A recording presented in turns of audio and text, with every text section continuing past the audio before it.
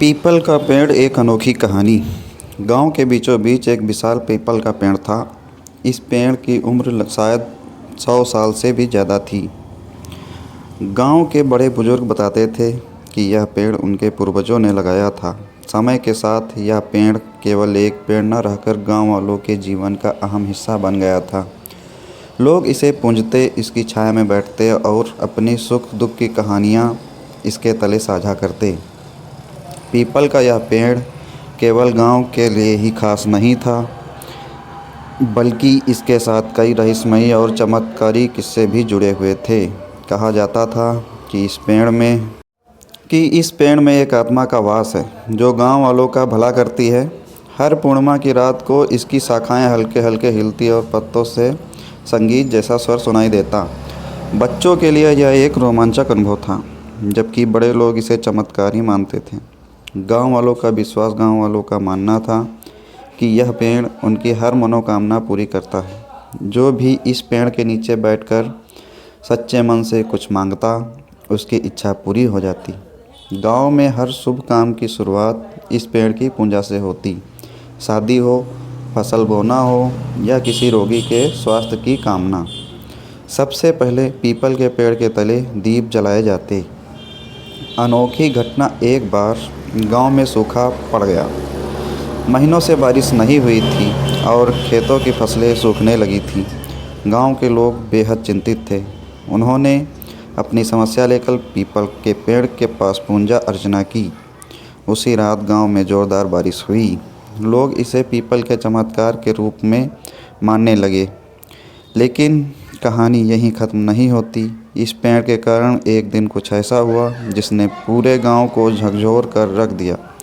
रहस्यमय घटना, एक शाम गांव के कुछ युवक पेड़ के पास बैठे गप्पे मार रहे थे। अचानक उन्होंने देखा कि पेड़ के नीचे एक बूढ़ा व्यक्ति खड़ा है।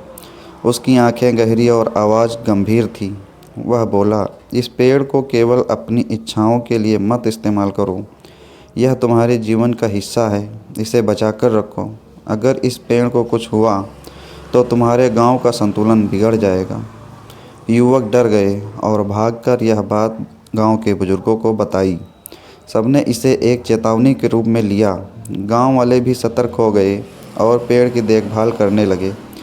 विकास और खतरा, कुछ साल बाद सरकार ने गांव के पास एक नया हाईवे बनाने का फैसला किया। इसके लिए पीपल के पेड़ को काटने की योजना बनाई गई। जब यह खबर गांव वालों तक पहुंची तो सब भड़क उठे। उनके लिए यह सिर्फ एक पेड़ नहीं, बल्कि उनके जीवन का संरक्षक था। गांव वालों ने एकजुट होकर विरोध किया। उन्होंने सरकार को बताया कि यह पेड़ उनकी संस्कृति है, आस्था और पर्यावरण का प्रतीक है। गांव की महिलाएं और बच्चे भी प्रदर्शन में शामिल हो गए।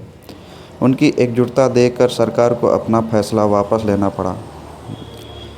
उस घटना के बाद गांव वालों ने इस पेड़ को और भी विशेष महत्व देना शुरू कर दिया। उन्होंने इसके चारों ओर एक बाउंड्री बना दी और इसके संरक्षण के लिए एक समिति गठित की। हर साल गांव में पीपल महोत्सव मनाया जाने लगा, जिसमें से दूर दूर से लोग शामिल होते रहे। संदेश, यह कहानी हमें सिखाती है कि प्रकृति और इंसान का संबंध कितना गहरा है।